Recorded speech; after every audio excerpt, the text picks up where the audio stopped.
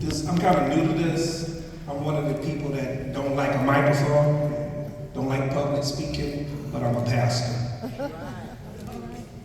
So I have a topic for you. It's called The Path You Choose.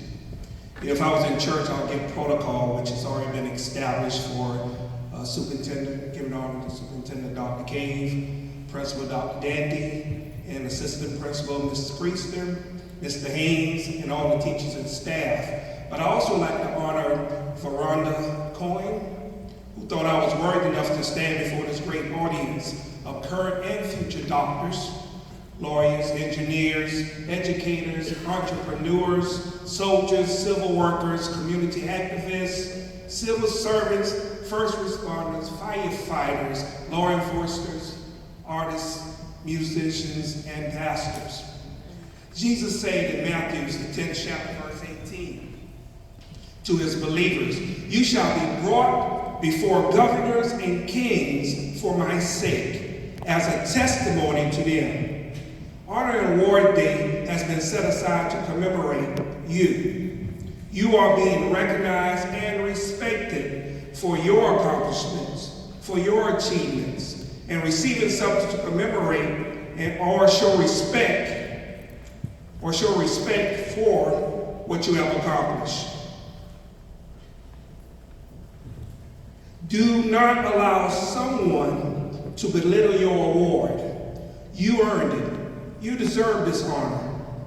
No one bestows a gift or honor to someone who's slothful, lazy, doesn't put in the work. Proverbs 18:9 says, "He also that is slothful or slack in his work is brother to him that is a great waster." Which brings me to one of my favorite fables by Aesop. A fable is a short story, typically with animals as characters, that deliver a moral, a lesson of what is right, what is prudent, what is wise. How many of you heard the story of the ant and the grasshopper? Show of hands. Cool. This fictional story is about a grasshopper that has spent the summer singing, I can't sing, but dancing, I can't do that either, but use the word gaming or TikToking, while the ants work, read, and study to store up food for the winter that was sure to come. How many of you know that after July comes December? So when winter arrives, the grasshopper realizes that it has no food. So the grasshopper gets in a hurry and begins to search for food, but finds none. So the grasshopper goes to the ant door to beg food, but is refused. The grasshopper realized the benefits of hard work and planning for the future versus idleness.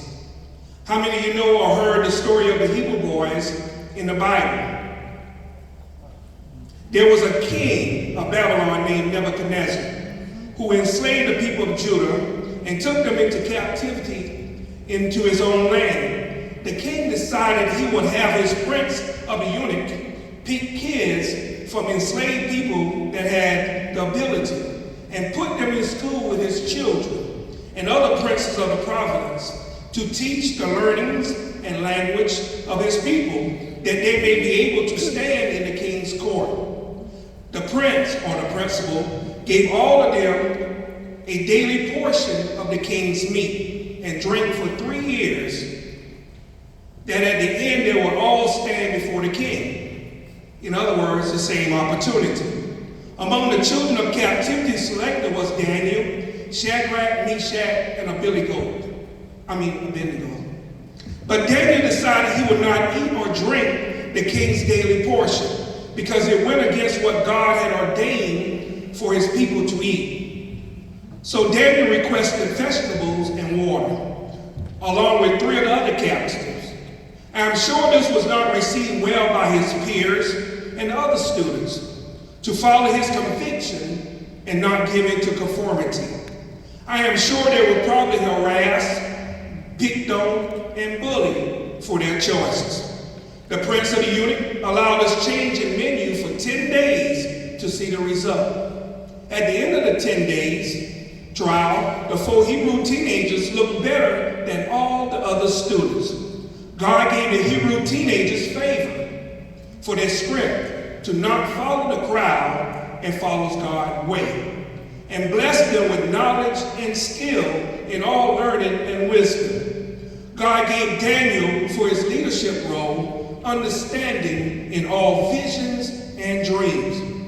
At the end of the 3 year, when all the students were brought before the king and he was able to talk with them, the king found none like Daniel, Shadrach, Meshach, and Abednego in all matters of wisdom and understanding that the king inquired of them. As a matter of fact, the king found them 10 times better than all the scholars that was in his kingdom. The moral of the story: conviction versus conformity.